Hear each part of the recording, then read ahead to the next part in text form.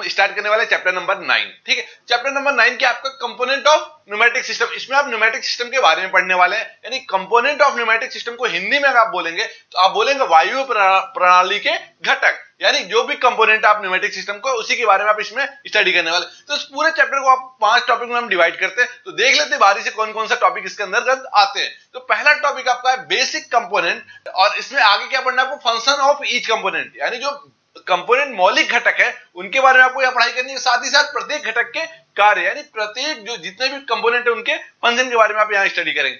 दूसरा आपका air compressor, क्योंकि एयर कंप्रेसर इसी बेसिक कंपोनेंट के अंतर्गत आता है, लेकिन एक इंपॉर्टेंट टॉपिक है, तो इसके बारे में आप यहां डिटेल पढ़ने वाले हैं। इंट्रोडक्शन और पूरा का पूरा एयर कंप्रेसर आप यहां पर देखने वाले हैं। थर्ड आपका एयर सिलेंडर, ठीक है, ये भी एक कंपोनेंट है, इंपॉर्टेंट कंपोनेंट है एयर सिलेंडर, उसके टाइप्स और उसके फंक्शन के बारे में आप यहां स्टडी करेंगे। तो हिंदी में से क्या बोलेंगे, वायु सिलेंडर, प्रकार एवं कार्य। ठीक है, अगला आपको फोर्थ है air filter, regulator and lubricator. इसको हिंदी में क्या बोलेंगे, वायु फिल्टर, रेगुलेटर को रेगुलेटर ही बोलेंगे, और लुब्रिकेटर को हम बोलते हैं स्नेहक। बेसिकली क्या है, एयर फिल्टर एक डिवाइस है जो कि एयर को फिल्टर करता है, उसके बारे में आप यहां पढ़ाई करेंगे।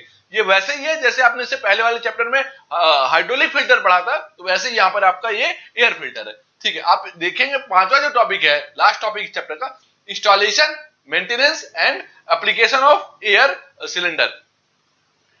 तो एयर सिलेंडर का आप इंस्टॉलेशन देखेंगे, मेंटेनेंस देखेंगे, और उसका एप्लीकेशन यानी यूज देखेंगे कि एयर सिलेंडर को आप कैसे जो है इंस्टॉल करते हैं, कैसे उसकी मरम्मत करते हैं, रखरखाव करते हैं, और साथ ही साथ कैसे आप इसका यूज करते हैं। तो वायु सिलेंडर की स्थापना, रखरखाव तथा अनुप्रयोग के बारे में आप इसमें स्टडी करेंगे। तो टोटल आपने इसमें 5 टॉपिक देखा। तो देखिएगा, सबसे पहला जो टॉपिक हो तो बेसिक है, कंपोनेंट है, इसको तो आप पढ़ना ही पढ़ना, क्योंकि इसी से इस चैप्टर के बारे में आपको पूरा डिटेल मिलने वाला। जो सबसे इंपॉर्टेंट टॉपिक है इसी बेसिक कंपोनेंट के अंदर एयर कंप्रेसर आता है, तो इसके लिए एक अलग से टॉपिक निर्धारित किया गया है। एयर कंप्रेसर एक बहुत इंपॉर्टेंट टॉपिक है, इसके बारे में आप इसमें पढ़ाई करेंगे। तो बेसिकली इससे क्वेश्चन अगर इस पूरे चैप्टर से बन रहा होता है तो एक क्वेश्चन आपका एयर कंप्रेसर से बनता ही बनता है। ठीक है, अगला आपका एयर सिलेंडर, ये भी एक इंपॉर्टेंट टॉपिक है। इन दोनों में से कोई एक क्वेश्चन हर बार आ रहा है, एयर सिलेंडर, उसके टाइप्स वगैरह देखेंगे। ठीक है, आपका नेक्स्ट टॉपिक आपका एयर फिल्टर। देख लेते हैं जो इंपॉर्टेंट टॉपिक है। सबसे पहला इंपॉर्टेंट टॉपिक आपका ये है एयर कंप्रेसर, दूसरा आपका एयर सिलेंडर, तीसरा आपका जो है इंस्टॉलेशन। देखिएगा, एयर सिलेंडर का इंस्टॉलेशन, मेंटेनेंस और आपका एप्लीकेशन, ये आपका एक इंपॉर्टेंट टॉपिक हो जाएगा। तो टोटल आपके जो मेन इंपॉर्टेंट टॉपिक है वो 3 है। चूंकि एयर फिल्टर है तो एयर फिल्टर के बारे में आप पहले ही पढ़ चुके हैं, जिसमें आपने लिक्विड फिल्टर के बारे में पढ़ा था, यानी हाइड्रोलिक फिल्टर के बारे में पढ़ा था। सेम वैसे ये काम करने वाला है, तो ये टॉपिक भी आपका उसी तरह होने वाला है। तो बेसिकली आपको ये 3 इंपॉर्टेंट टॉपिक है, ये आपको पढ़ना ही पढ़ना। तो चलिए हम देखते हैं। पहला टॉपिक आपका basic component function of each component. चलिए इसके बारे में देख लेते हैं।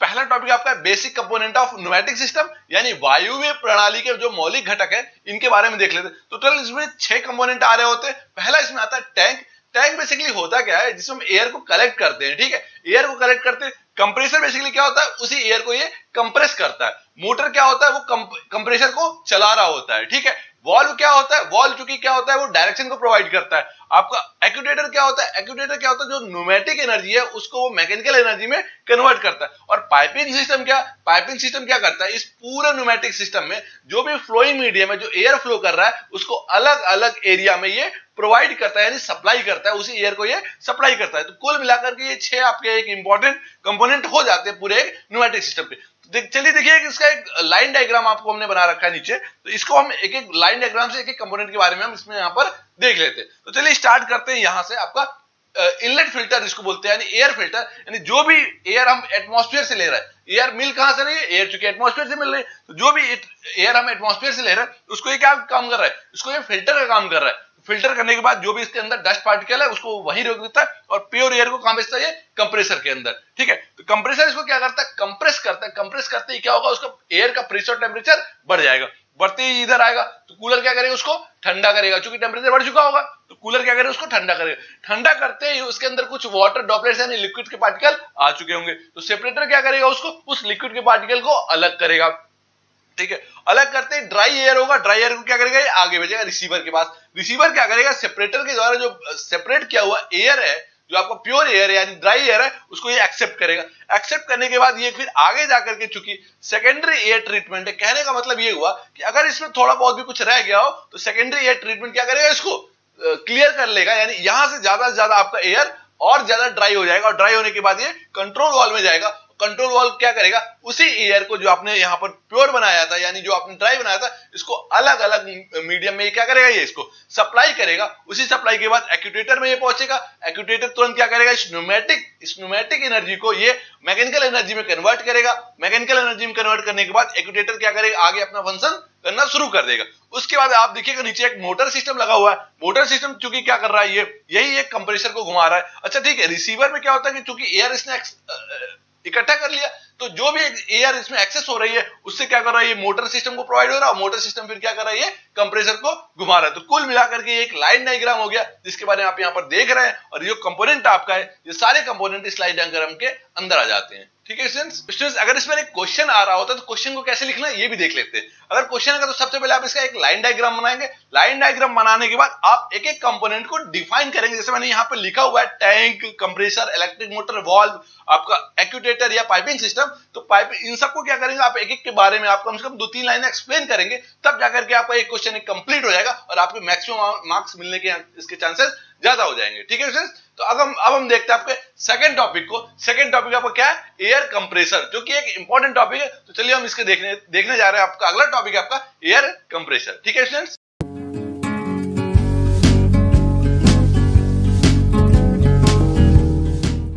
आपका सेकंड टॉपिक आपका इंट्रोडक्शन ऑफ एयर कंप्रेसर। मतलब यहां पर आप एयर कंप्रेसर का परिचय के बारे में पढ़ने वाले हैं कि एयर कंप्रेसर क्या होता है। एयर कंप्रेसर को हिंदी बोलते हैं वायु संपीड़क। तो देखते हैं इसमें वायु संपीड़क का परिचय, तो देखते हैं इसके डेफिनेशन को। एयर कंप्रेसर क्या एक डिवाइस है which is used to convert static energy into kinetic energy of air. यानी एयर कंप्रेसर एक डिवाइस है जो कि एनर्जी, स्टैटिक एनर्जी को काइनेटिक एनर्जी में बदल रहा है। किसके, एयर के। यानी कुल मिला के कंप्रेसर में जो मीडियम है, जो काम करने वाला माध्यम है, वो एयर होता है। यानी एयर के एक एनर्जी को दूसरे एनर्जी में कन्वर्ट करता है। कौन कन्वर्ट करता है, कंप्रेसर। यानी कंप्रेसर क्या होता है, एक डिवाइस है जो एनर्जी के एक फॉर्म से दूसरे फॉर्म में कन्वर्ट कर रहा है। कैसी एनर्जी है, स्टैटिक एनर्जी को काइनेटिक एनर्जी में कन्वर्ट कर रहा है। किसके, एयर के स्टैटिक एनर्जी को काइनेटिक एनर्जी में कन्वर्ट कर रहा है। चलिए हिंदी में देख लेते हैं। वायु संपीड़क एक डिवाइस है, यानी एक युक्ति है, एक उपकरण है जिसमें वायु की स्थैतिक ऊर्जा को गतिज ऊर्जा में बदला जाता है। तो बेसिकली संपीड़क करता क्या है, वायु की गतिज ऊर्जा को किसमें बदल रहा है, वायु की स्थैतिक ऊर्जा को गतिज ऊर्जा में बदल रहा है। ठीक है स्टूडेंट्स, अगला आता है आपका क्लासिफिकेशन यानी वर्गीकरण। यानी कंप्रेसर होता कितने टाइप्स का, चलिए उसको देख लेते हैं। पहला अगर हम इसको बांटे तो on the basis of nature of moving part. अगर आप मूविंग पार्ट के नेचर पे बांटे, बेसिकली 2 टाइप्स का है आपका, रेसिप्रोकेटिंग और रोटरी। अगर इसको हिंदी में बोले तो हम ये कहें कि अगर चल अंगों के आधार पर हम इसको बांटे हैं तो ये बेसिकली 2 प्रकार का होता है। पहला होता है आपका पाश्चाग्र, दूसरा होता है आपका घूर्णी। तो 2 तरीके का आपका संपीड़क इसके अंदर आ जाता है। अगला on the basis of stage of compression. अगर हम स्टेज, कंप्रेशन के स्टेज के आधार पर बांटे, मतलब अगर इसके चरणों के आधार पर हम बांटे तो बेसिकली 2 टाइप्स का होता है, सिंगल स्टेज और मल्टी स्टेज। यानी चरणों के आधार पर अगर हम संपीड़क को बांटे तो 2 प्रकार का होता है, एकल चरण और बहुचरण। मतलब आप इसमें अगर एक चरण मतलब सिंगल स्टेज पे काम कर रहा है, बहुचरण में कई सारे स्टेजों पर एक साथ ये काम कर रहा है। थर्ड आपका on the basis of action of compression. Action मतलब क्रिया के आधार पर, यानी एक्शन के आधार पर अगर आप कंप्रेशन को बांटे तो बेसिकली 2 तरीके का आपका, सिंगल एक्शन और डबल एक्टिंग कंप्रेसर। ठीक है, अगर इसको हिंदी में बात करें तो क्रिया के आधार पर संपीड़क को अगर हम बांट रहे हैं तो 2 प्रकार का होता है, एकल क्रिया और द्विक्रिया। ठीक है, अगला है आपका on the basis of pressure limit. यानी दाब के आधार पर अगर आप संपीड़क को बांट रहे हैं तो 3 तरीके का है, लो, मीडियम और हाई। ठीक है, अगला है on the basis of capacity. यानी क्षमता के आधार पर अगर आप संपीड़क को बांट रहे हैं तो बेसिकली ये भी 3 टाइप का आता है, low capacity compressor, medium capacity compressor और हाई कैपेसिटी कंप्रेसर। तो बेसिकली आपने यहां से क्या देखा, कंप्रेसर देखा, इसकी डेफिनेशन देखा और इसका क्लासिफिकेशन देखा, इसका वर्गीकरण देखा। तो बेसिकली ये एक आपका इंपॉर्टेंट टॉपिक है इस चैप्टर का। ठीक है स्टूडेंट्स, तो इसके बाद अगर इसमें एक और क्वेश्चन पूछा जो जाता है तो बेसिकली पूछा जाता है रेसिप्रोकेटिंग और रोटरी कंप्रेसर के बीच का डिफरेंस, यानी रेसिप्रोकेटिंग कंप्रेसर और रोटरी कंप्रेसर के बीच का डिफरेंस। चलिए देख लेते हैं इन दोनों के बीच का क्या डिफरेंस है, उसके बारे में आइए हम यहाँ पर अब देखते हैं। ठीक है स्टूडेंट्स,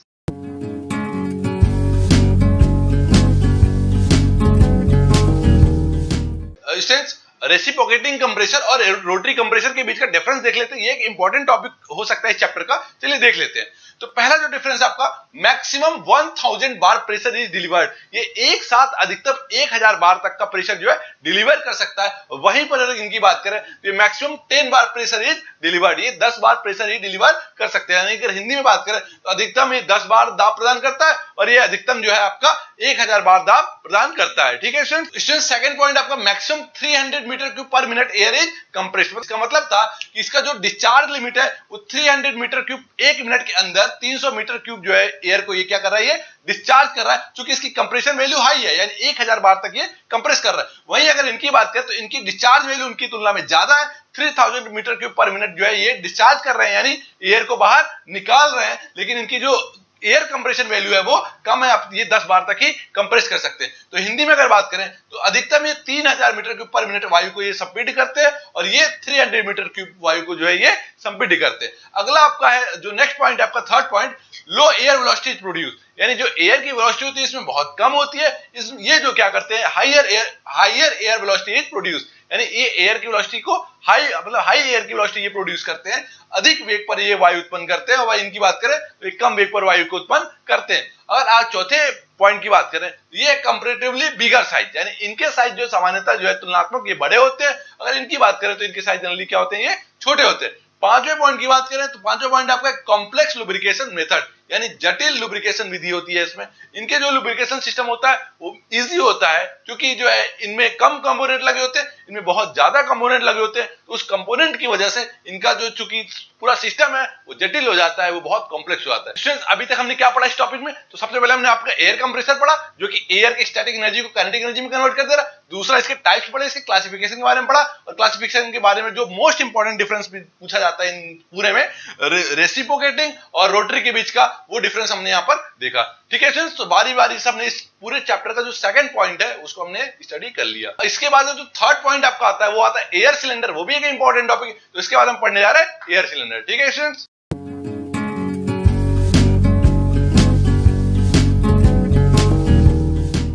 देखिएगा थर्ड टॉपिक आपका एयर सिलेंडर, ये भी एक इंपॉर्टेंट टॉपिक है। इसको हिंदी में वायु सिलेंडर बोलते हैं। अच्छा, इसको एक नाम से और जानते हैं, it is also known as pneumatic cylinder. इसको न्यूमेटिक सिलेंडर के नाम से भी जानते हैं। तो चलिए देखते हैं ये होता क्या है। It is A mechanical device, एक डिवाइस है जो क्या कर रहा है, विच इज यूज, जिसको हम यूज कर रहे हैं power of compressed gas to produce a force, जो कि क्या कर रहा है, कंप्रेस्ड एयर के पावर को एक फोर्स में कन्वर्ट कर रहा है, बदल रहा है इन ए रेसिप्रोकेटिंग लीनियर मोशन। जो कि जो फोर्स है वो मोशन कर रहा है, कैसा मोशन कर रहा है, लीनियर मोशन, रेखीय गति कर रहा है, एक लाइन में मोशन कर रहा है। और रेसिप्रोकेटिंग मोशन है, मतलब टू एंड फ्रो मोशन में, अप और डाउन मोशन में, यानी एक ही लाइन में आगे जा रहा है, एक लाइन में पीछे जा रहा है। तो दोबारा देख लेते हैं, it is A mechanical device, ये एक मैकेनिकल डिवाइस है विच इज यूज, जिसका यूज करते हैं power of compressed gas, compressed gas के पावर को किसमें बदल रहा है, एक फोर्स में बदल रहा है। और वो फोर्स कैसा मोशन कर रहा है, रेसिप्रोकेटिंग लीनियर मोशन, यानी वो लीनियर मोशन में है और रेसिप्रोकेटिंग फॉर्म में,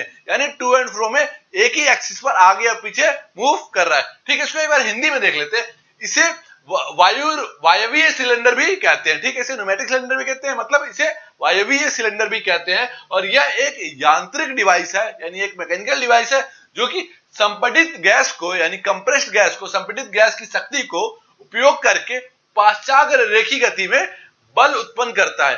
पाश्चात्य रेखीय गति का मतलब होता है कि रेसिप्रोकेटिंग फॉर्म में, और रेखीय गति का मतलब एक ही लाइन में गति कर रहा होता है। कुल मिलाकर से देखें तो इसे वायवीय सिलेंडर भी कहते हैं। और यह एक जो है डिवाइस है जो कि संपीड़ित गैस के पावर को ट्रांसमिट कर रहा है। इसमें कुल मिलाकर अगर बात कहें तो एक तरफ से कंप्रेस्ड एयर आएगी, उस कंप्रेस्ड एयर के पावर को क्या करेंगे हम, एक कंप्रेस्ड एयर के पावर को एक बल में परिवर्तित करेंगे, और वो बल क्या करेगा, एक रेखीय गति करेगा। तो रेखीय गति कैसी करेगा, पाश्चात्य अवस्था में होगा। पाश्चात्य का मतलब होगा कि एक ही स्थान पर आगे पीछे ये मूव कर रहा है। ठीक है स्टूडेंट्स, आगे देखते हैं इसका टाइप्स ऑफ एयर सिलेंडर, यानी वायु सिलेंडर के प्रकार। ये कितने प्रकार के होते हैं, तो बेसिकली कई टाइप्स के होते हैं। तो देख लेते हैं बारी बारी से। सिंगल एक्टिंग सिलेंडर, इसको बोलते हैं एकल क्रिया।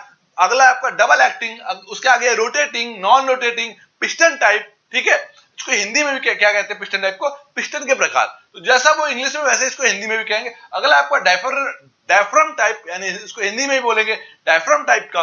और अगला आपका टेंडम टाइप, हिंदी में भी टेंडम टाइप बोलेंगे। और डुप्लेक्स को आप डुप्लेक्स ही बोलेंगे। इतने सारे आपके आपके एयर सिलेंडर है, इसमें से कुछ इंपॉर्टेंट एयर सिलेंडर है जिसका डायग्राम हमने आपको बनाया। चलिए समझ लेते हैं इसको, ठीक है स्टूडेंट्स। तो देखते हैं इधर, इधर आपका एक सिंगल एक्टिंग सिलेंडर है, ठीक है। सिंगल एक्टिंग सिलेंडर का मतलब हो गया आपका एकल क्रिया सिलेंडर, ठीक है। देखिए काम कैसे करता है, इसमें कुल मिलाकर के एक ही रास्ता है जिससे एयर जो है अंदर आ रहा है। तो हमने क्या किया, कंप्रेस एयर भेजा, तो कंप्रेस एयर क्या करेगा, इस पिस्टन को प्रेस करेगा। तो इस अच्छा एक बात और है, इस सिंगल एक्टिंग सिलेंडर में स्प्रिंग लगा हुआ है, ठीक है। तो ये पिस्टन क्या करेगा, पीछे जाएगा और पीछे जाने के बाद स्प्रिंग की सहायता से फिर क्या होगा, ये आगे आएगा। तो ये प्रक्रिया आपकी चलती रहती है। तो कुल मिला के क्या कर रहा है, ये रेसिप्रोकेटिंग मोशन में है, यानी एक ही डायरेक्शन में ये क्या कर रहा है, आगे पीछे मूव कर रहा है। स्टूडेंट देखिएगा, इसमें एक वेंट पोर्ट है। तो वेंट पोर्ट बेसिकली क्या करता है कि इसके अंदर का जो एयर होता है उसे बाहर करता है ताकि इसके अंदर वैक्यूम क्रिएट ना हो, ठीक है स्टूडेंट्स। चलिए अगली बात करते हैं। अगला है आपका डबल एक्टिंग सिलेंडर, ठीक है। इसको बोलते हैं द्विक्रिया सिलेंडर, ठीक है। इसमें देखिए काम कैसे करता है, देखिए इसमें दो पोर्ट बने हुए, एक पोर्ट इधर है, दूसरा पोर्ट इधर है। तो कुल मिला के यहां से हम स्प्रिंग को तो हटा देते हैं। स्प्रिंग हटाने के बाद ये जो पूरा मूवमेंट हो रहा है वो एयर की हेल्प से हो रहा है, यानी इधर आपने अगर एयर भेजा तो दूसरी तरफ से एयर क्या हो गया, बाहर की तरफ निकल गया, यानी कंप्रेस्ड जो गैस थी या कंप्रेस्ड एयर थी वो बाहर निकल गई। और अगर आप फिर जब आप इधर से कंप्रेस्ड एयर को भेजेंगे तो इधर से एयर बाहर निकलेगी। तो कुल मिला के क्या हो रहा है कि एयर की हेल्प से ये पिस्टन आपका आगे पीछे मूव कर रहा है, ठीक है स्टूडेंट। तो ये आपका सिंगल एक्टिंग था, ये डबल एक्टिंग था। दोनों के बीच जो बेसिक डिफरेंस है वो ये है कि इसमें स्प्रिंग आप यूज कर रहे हैं, इसमें स्प्रिंग नहीं यूज कर रहे हैं। इसमें दो पोर्ट सिस्टम है, इसमें आपका एक ही पोर्ट सिस्टम है, ठीक है स्टूडेंट्स। अगला आपका देखते हैं डायफ्राम टाइप। ये सबसे सिंपल मेथड है, ये सबसे सिंपल मेथड है। अच्छा एक बात और बता दूं, ये जो सिंगल एक्टिंग और डबल एक्टिंग है, इनका यूज बेसिकली किया जाता है आपके कारों में, जो आपका ऑटोमोबाइल है, जो फोर व्हीलर है, उनकी जैक में इनका यूज किया जाता है। अगला है आपका डायफ्राम टाइप आपका जो है एयर सिलेंडर है। तो देखते हैं इसमें क्या होता है। देखिएगा, डायफ्राम का मतलब होता है एक प्रकार का मोटा कपड़ा, मतलब एक कैनवास का एक कपड़ा होता है बहुत मोटा सा। इसका मतलब है कि कुल जो कंप्रेस्ड एयर जो हम भेज रहे हैं वो क्या करेगा, इसमें टकराएगा। टकराने पर क्या होगा, ये पिस्टन आपका रेसिप्रोकेटिंग मोशन में यानी पांचाग्र गति की अवस्था में ये मूव करेगा, ठीक है। तो ये बहुत धीमी गति करता है, इसका हम वहां यूज करते हैं जहां पर हमें कम जो है शक्ति का जो है जरूरत पड़ती है, ठीक है। अगला है आपका जिसको हम बोलते हैं टेंडम टाइप। टेंडम में बेसिकली क्या आपका ये डबल एक्टिंग सिलेंडर। अगर आप ध्यान से देखें तो इसमें दो डबल एक्टिंग सिलेंडर लगे हुए हैं। तो देखिएगा,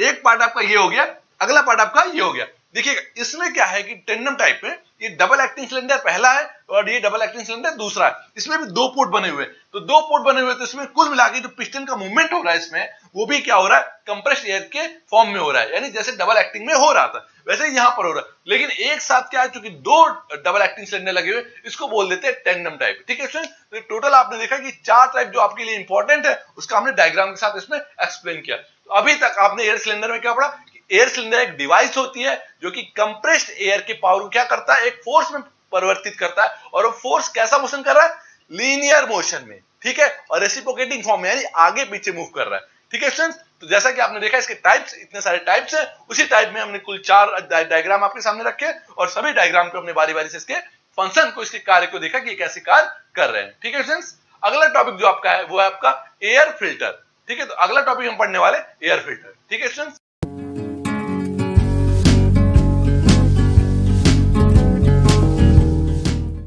फोर्थ टॉपिक आपका एयर फिल्टर, रेगुलेटर और आपका लुब्रिकेटर है। तो चलिए देखते बारी बारी से इन तीनों को। एयर फिल्टर क्या है, एक इंपॉर्टेंट आपका कंपोनेंट होता है न्यूमेटिक सिस्टम का। बेसिकली क्या करता है, एयर को ये फिल्टर करता है, तो उसको हिंदी में बोलते हैं वायु फिल्टर। चलिए देख लेते हैं क्या है ये, ठीक है। It is used to remove dust and impurities from the air. Basically इसका यूज क्या करते, क्यों करते हैं हम, रिमूव करते हैं, हटाते, क्या हटाते हैं, डस्ट एंड इम्प्यूरिटीज, यानी जो धूल के कण होते हैं और जो अशुद्धियां होती है उसको एयर से हम निकालते हैं। और क्या करते हैं, and improve the quality of circulating air, और जो एयर है उसकी क्वालिटी को बढ़ा देते हैं। तो जब आप एयर से उसकी इम्प्यूरिटीज को, डस्ट को बाहर निकाल लेंगे तो ऑलरेडी उसका जो है क्वालिटी बढ़ जाएगा, ठीक है। और इन्हें न्यूमेटिक सिस्टम, यानी एक न्यूमेटिक सिस्टम के अंदर हम फिल्टर को लगाते हैं जो क्या करता है, जो कि एयर की क्वालिटी को बढ़ाता है। कैसे बढ़ाता है, उसके अंदर की अशुद्धियों को और इंप्यूरिटीज को या फिर डस्ट पार्टिकल को बाहर निकाल करके उसकी क्वालिटी को बढ़ाता है। चलिए देख लेते हैं हिंदी में क्या है ये, ठीक है स्टूडेंट्स। इसका उपयोग वायु से धूल के कण और अशुद्धियों को वायुवीय प्रणाली से बाहर निकालने में करते हैं। इसका प्रयोग जो है हम वायुवीय प्रणाली यानी जो न्यूमेटिक सिस्टम है उसमें से हम अशुद्धियों को और धूल के कणों को बाहर निकाल करके उसकी क्वालिटी को हम बढ़ा देते हैं, उस जो है, और जो कि पूरे वायुवीय प्रणाली में प्रयोग किया जाता है, ठीक है। तो चलिए डायग्राम देख लेते हैं एयर फिल्टर का कैसा है। एयर फिल्टर का डायग्राम कुछ इस तरीके का होता है, आपने देखा होगा जब आप किसी ऑटोमोबाइल की शॉप पर जाते हैं तो वहां पर ऐसे एयर फिल्टर आपको बहुत सारे दिखाई दे रहे होंगे। ठीक है, तो अगला है आपका रेगुलेटर। ठीक है, रेगुलेटर का बेसिकली काम क्या होता है, ये रेगुलेट करता है, यानी प्रेशर को कम ज्यादा करता है, यानी जो एयर का प्रेशर है उसको कम ज्यादा करता है और उतने तक ले आता है जितनी की हमें जरूरत होती है। चलिए देख लेते हैं इसके डेफिनेशन को कि क्या कह रहा है ये। It is a control valve, क्या एक वॉल्व है जो कि कंट्रोल करता है, which is used to reduce the pressure of gas. Gas के प्रेशर को क्या करता है, ये रिड्यूस करता है और टू ए डिजायर्ड वैल्यू, कितना रिड्यूस करता है, जितना कि हमें एक डिजायर्ड वैल्यू यानी एक हमें जो वैल्यू चाहिए होगी वहां तक ये प्रेशर को रिड्यूस करता है। तो कुल मिला के रेगुलेटर क्या होता है, एक डिवाइस होता है जो कि एयर के प्रेशर को कम करता है, कितना कम करता है, जो वैल्यू हमें चाहिए होती है डिजायर्ड वैल्यू को। ठीक है, आगे देखते हैं। It is also called pressure reducing valve, इसको हम प्रेशर रिड्यूसिंग वॉल्व भी बोलते हैं, प्रेशर को रिड्यूस करने वाला एक वॉल्व भी हम इसको बोल सकते हैं। चलिए देखिए देखते हैं इसको हिंदी में क्या कहते हैं। यह एक कंट्रोल वॉल्व है। ठीक है, ये कंट्रोल वॉल्व है जिसमें गैस के दाब को वांछित मात्रा तक कम किया जाता है, यानी गैस का जो दाब है उसको एक लिमिट मात्रा तक जितना हमें चाहिए होगा वहां तक हम इसको क्या करते हैं, कम कर देते हैं, और इस दाब नियंत्रण वाल्व भी कहते हैं, इसे हम दाब नियंत्रण वाल्व भी कहते हैं। तो डायग्राम देखिए कुछ ऐसा होता है, इसमें एक डायल लगा होता है। डायल बेसिकली क्या होता है कि जब हम प्रेशर को कम कर रहे हैं तो डायल बताता है कि आपने कितना प्रेशर ऑलरेडी कम कर दिया, तो जितना प्रेशर हमें चाहिए उतना हम इस डायल की हेल्प से हम प्रेशर को रेगुलेट करते हैं। तो ये आपका एक प्रेशर रेगुलेटिंग डिवाइस है जो कि एयर के प्रेशर को कम करता है, कितना कम करता है वो आपको ये जो है निडल आपका यानी डायल का निडल आपको इंडिकेट करेगा कि कितना प्रेशर आपने कम कर दिया, यानी कितना प्रेशर आपको चाहिए। ये एक प्लंजर लगा हुआ, बेसिकली प्लंजर का काम क्या होता है कि जब एयर इसके अंदर इन करता है तो एयर के प्रेशर को ये बताता है कि कितने प्रेशर एयर का है, और जितना प्रेशर हमें चाहिए उतना ही प्रेशर रखते हुए एक्सिस प्रेशर को यानी जो ज्यादा प्रेशर उसको क्या करता है, ये बाहर की तरफ निकाल लेता है। तो कुल मिला के क्या है, प्रेशर रिड्यूसिंग वॉल्व है, यानी इसे रेगुलेटर भी बोलते हैं और प्रेशर रिड्यूसिंग वॉल्व मतलब प्रेशर को कम करने वाला वॉल्व भी बोल देते हैं, क्योंकि एयर इसके अंदर आया और एयर के प्रेशर क्या करता है, ये कम करता है और जितना हमें चाहिए होता है उतने तक ये ला करके उसको उस एयर के प्रेशर को रोक देता है। ठीक है सर, अगला है आपका लुब्रिकेटर, यानी लुब्रिकेटर को बोलते हैं स्नेहक, जो कि क्या करता है, लुब्रिकेशन का काम करता है, यानी जो घर्षण को कम करता है। अच्छा, किसके घर्षण को, जो कि पूरे न्यूमेटिक सिस्टम में जो आपका वायु प्रणाली है उसमें जो एयर फ्लो कर रहा है, तो एयर फ्लो करने के दौरान जिस जिस कंपोनेंट के जिस जिस पार्ट से वो मूव कर रहा है वहां पर जो फ्रिक्शन है उसको रिड्यूस करने के लिए, उसको कम करने के लिए हम लुब्रिकेटर का यूज करते हैं। तो देखते चलिए लुब्रिकेटर होता क्या है। ठीक है, it is used to provide lubrication to actuating cylinder valve and motor. Basically क्या है, ये क्या करता है, ये लुब्रिकेशन को यानी स्नेहक को प्रोवाइड करता है। किसमें प्रोवाइड करता है, एक्चुएटिंग में, सिलेंडर में और वॉल्व मोटर्स में क्या करता है, ये लुब्रिकेशन को प्रोवाइड करता है। ठीक है, इसका उपयोग एक्चुएटर सिलेंडर, वॉल्व तथा मोटर को स्नेहन प्रदान करने के लिए किया जाता है। स्नेहन का मतलब लुब्रिकेशन, ऑयलिंग करने के लिए इसका काम होता है। ठीक है स्टूडेंट, देखते हैं ये तीन टाइप्स के होते हैं, बेसिकली 3 टाइप्स के होते हैं, सामने आपको दिखा हुआ है। पहला आपका है ग्लास लुब्रिकेटर, दूसरा आपका स्क्रू कप लुब्रिकेटर, तीसरा आपका है टेल लुब्रिकेटर। क्योंकि एक साइंटिस्ट इन्होंने एक लुब्रिकेटर का इजाद किया था, खोज किया था, तो जिसके नाम पर इनका जो है लुब्रिकेटर जो है बन गया। तो टोटल 3 टाइप्स के आपको लुब्रिकेटर है जो कि आपका न्यूमेटिक सिस्टम में यूज किया जाता है। उसमें से एक लुब्रिकेटर का डायग्राम आपको यहाँ पर एक्सप्लेन किया गया, अगर बाई चांस आपसे कहीं पूछा जाता है तो आप इसे एक्सप्लेन कर सकते हैं। ठीक है स्टूडेंट, आइए इस डायग्राम को एक बार समझ लेते हैं। बेसिकली डायग्राम है क्या, देखिए ऊपर एक कैप लगा हुआ है, अंदर ग्रीस है, ये बॉडी है, आपका एक निपल थ्रेडेड है। कुल मिला के इस डायग्राम में क्या होता है कि कैप को हटा करके इसके अंदर आप ग्रीस भर देते हैं। ग्रीस भरने के बाद जहां पर आपको लुब्रिकेशन की आवश्यकता होती है वहां पर आप इस पूरे सिस्टम को ले जाते हैं और यहां पर चूड़ियां बनी होती हैं और इस चूड़ियों की हेल्प से आप क्या करते हैं, वहां पर उसको इंस्टॉल कर देते हैं और इंस्टॉल करने के साथ जितना लुब्रिकेशन आपको करना होता है वहां पर लुब्रिकेशन करने के बाद फिर आप उसे यहां से हटा लेते हैं। तो कुल मिला के ये जो पूरा लुब्रिकेशन सिस्टम है ये आपके क्या कर रहा है, एक तरीके से आपके लुब्रिकेशन का काम कर रहा है। ठीक है स्टूडेंट, ये पूरा आपका जो सिस्टम है इसको बोलते हैं स्क्रू कैप लुब्रिकेटर, यानी ये पूरा का पूरा सिस्टम का क्या कहलाएगा, स्क्रू कैप लुब्रिकेटर। ठीक है स्टूडेंट्स, हमारा अगला टॉपिक है इंस्टॉलेशन, मेंटेनेंस एंड एप्लीकेशन, किसका, एयर सिलेंडर का। तो अगला टॉपिक हमारा इंस्टॉलेशन है, कैसे इसको इंस्टॉल करते हैं, कैसे हम इसका मेंटेनेंस करते हैं और कहां हम इसका यूज करते हैं। ठीक है स्टूडेंट्स,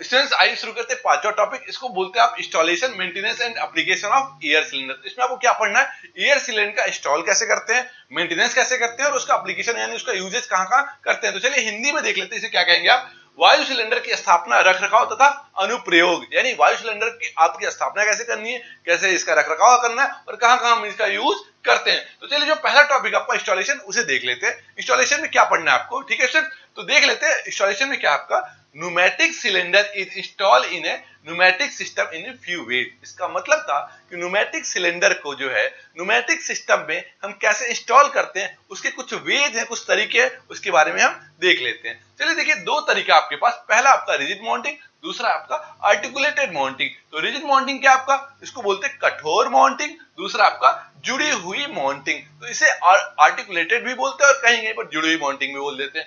चलिए रिजिड माउंटिंग क्या होता है उसके बारे में देख लेते हैं। रिजिड माउंटिंग में चूंकि क्या है, in rigid mounting installation of cylinder is done by fixing the cylinder of system. इसका मतलब था क्या था कि इसमें सिलेंडर को हम क्या करते हैं, फिक्स कर देते हैं। यानी जब इंस्टॉल करते हैं सिलेंडर को, तो सिलेंडर को क्या करते हैं, फाइनली सिस्टम के अंदर फिक्स कर देते हैं। चलिए हिंदी में देख लेते हैं इसको क्या है। कठोर माउंटिंग में सिलेंडर को सिस्टम के बॉडी पर फिक्स करके स्थापित किया जाता है। तो हिंदी में साफ साफ लिखा हुआ है, सिलेंडर को क्या करते हैं हम, जो है पूरे सिस्टम की बॉडी पर फिक्स कर देते हैं, ठीक है। अगला आपका सेकंड था आपका आर्टिकुलेटेड माउंटिंग, जिसको बोलते हैं आप जुड़े हुए माउंटिंग, उसके बारे में देख लेते हैं।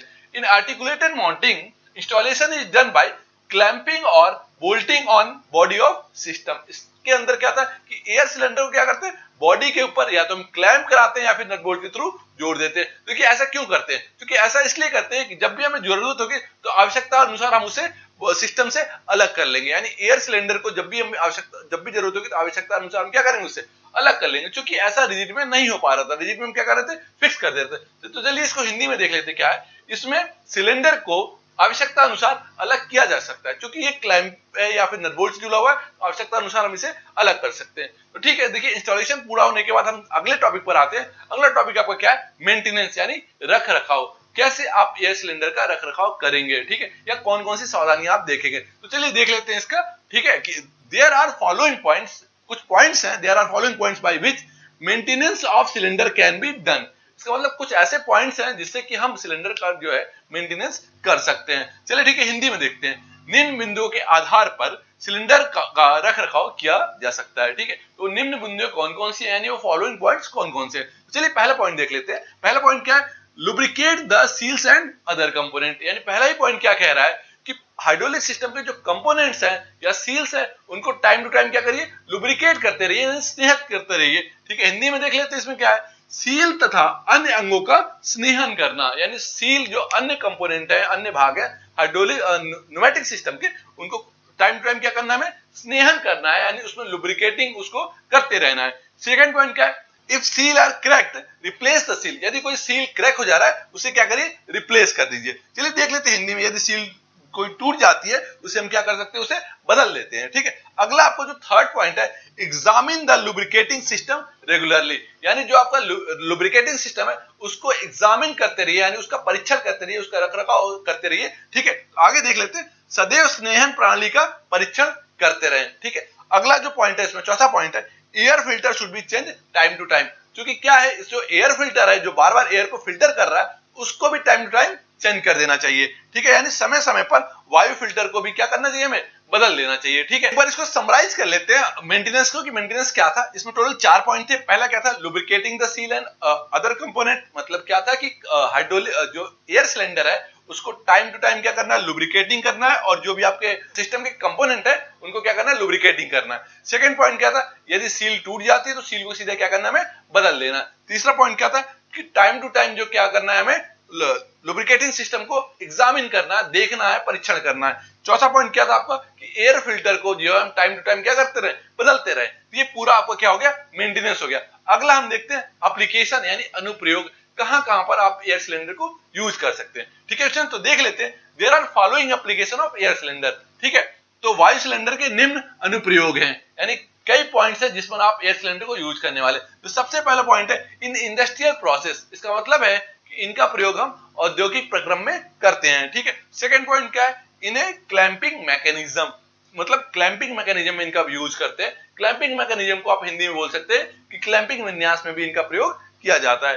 थर्ड पॉइंट क्या है, इन लिफ्टिंग सिस्टम, यानी लिफ्टिंग प्रणाली में भी हम इनका यूज कर लेते हैं। और चौथा है इन लोकोमोटिव, यानी लोकोमोटिव का मतलब हो गया कि जो रेलवे वाले कारखाने हैं वहां पर भी इनका यूज कर सकते हैं। तो कुल मिला के अभी तक आपने क्या देखा, आपने इसका इंस्टॉलेशन देखा, आपने मेंटेनेंस देखा और आपने यूज देखा। तो ये पूरा जो टॉपिक बेस्ड था किस पर बेस्ड था, एयर सिलेंडर पे। एयर सिलेंडर का इंस्टॉलेशन, एयर सिलेंडर का मेंटेनेंस और एयर सिलेंडर का यूज। ठीक है, तो अभी तक आपने इस चैप्टर में क्या क्या पढ़ा है, चलो उसको समराइज कर लेते हैं। तो चैप्टर आपने शुरू किया था सबसे पहले न्यूमेटिक सिस्टम के कंपोनेंट्स के बारे में आपने पढ़ाई करी, फिर उसके बाद आपने कंप्रेसर देखा, कंप्रेसर के टाइप्स देखा और कंप्रेसर के बीच डिफरेंस भी देखा। उसके बाद आप आगे एयर सिलेंडर के बारे में, आपने एयर सिलेंडर पढ़ा, एयर सिलेंडर के टाइप्स पढ़े, डायग्राम पढ़े। उसके बाद आप आगे एयर फिल्टर, रेगुलेटर के बारे में देखा, आपने एयर फिल्टर और रेगुलेटर देखा।